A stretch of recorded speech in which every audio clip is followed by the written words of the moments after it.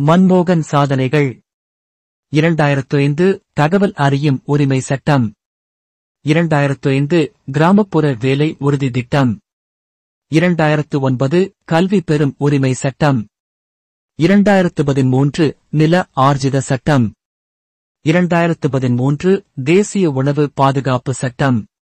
பெற்ற விருதுகள் மன்மோகன் சிங் 1993 மற்றும் 1994 ஆண்டுகளில் ஆசியாவின் நிதி அமைச்சர் விருது, ஆசியா மணி விருது, யூரோ மணி விருது, நிதி ஆண்டின் நிதி அமைச்சர் விருது ஆகிய விருதுகளை பெற்றுள்ளார்.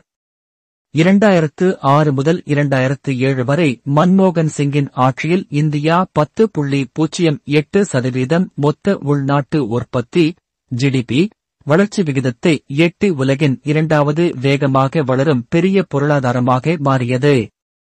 இதுவே இந்தியாவில் பதிவு செய்யப்பட்ட அதிகபட்ச ஜிடிபி.